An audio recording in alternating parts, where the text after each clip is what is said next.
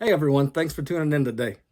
Now that we have a couple videos done on the channel, I thought it would be a good idea to stop and explain why these videos are relevant for people that were raised in single-parent families. Just to name a few of the statistics, children who grow up in single-parent homes are significantly more likely to live in poverty, more likely to use illegal drugs, more likely to commit crimes, more likely to endure abuse, and less likely to obtain a college degree. Today, we're going to be talking about poverty. So, what is poverty? Poverty is defined as a state or condition in which one lacks the financial resources and essentials for a certain standard of living.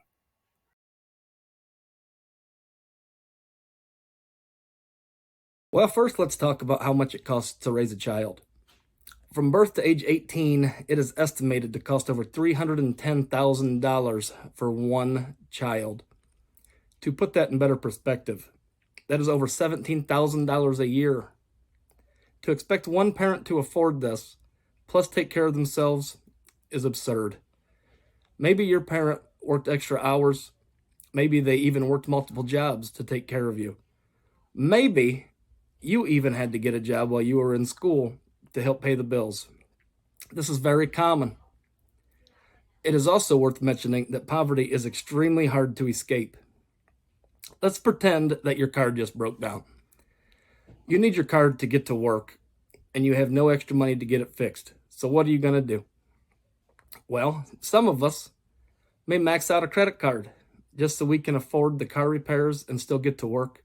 And we will continue to pay on these credit cards for years and years and years. This happens often, and it's only going to increase your debt. Believe me when I say I've maxed out my fair share of credit cards, and I've had to learn my lesson the hard way. It can be extremely hard to break this cycle, but it can be done. So now that we know a little bit more about poverty, let's talk about what we can do about it.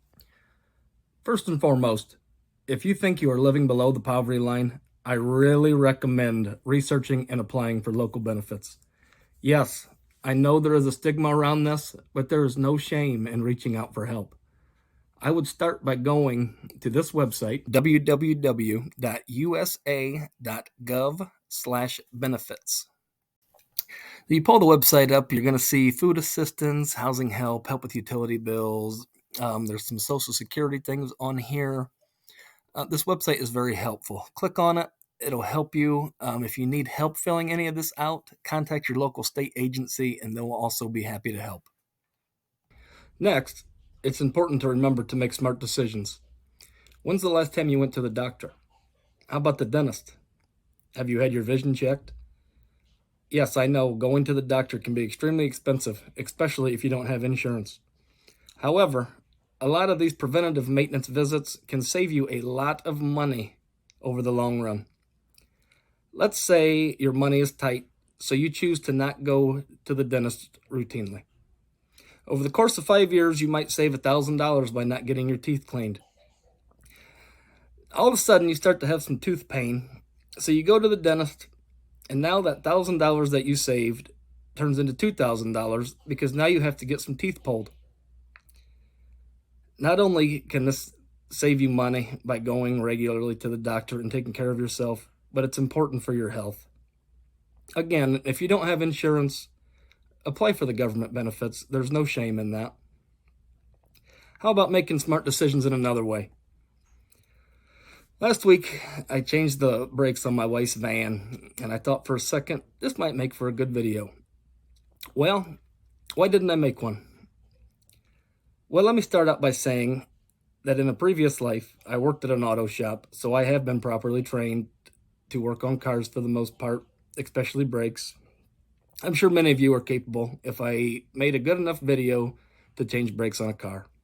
However, there was a very big difference in inflating a tire and doing a brake job. If you take your car to a professional shop, they're going to look and they're going to check other things. You know, it's safer. If you're changing your brakes in your garage, you might miss something. Let me give you an example.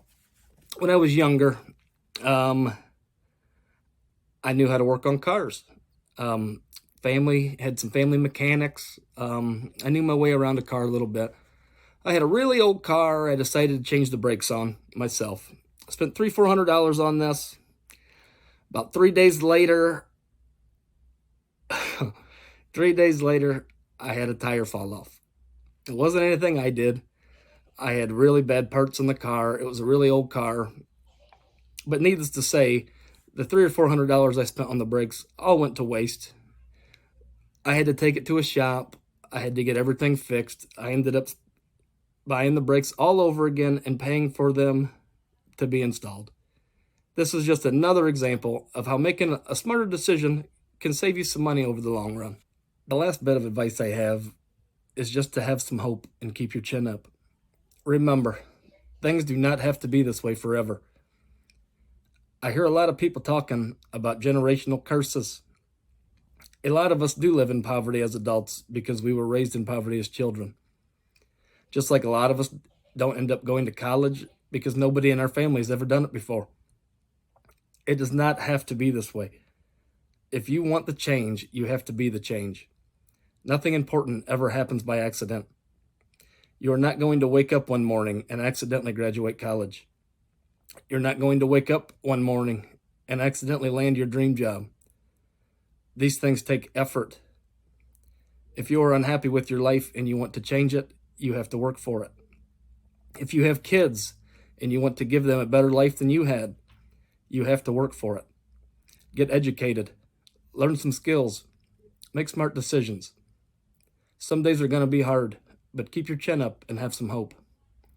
Thanks for watching.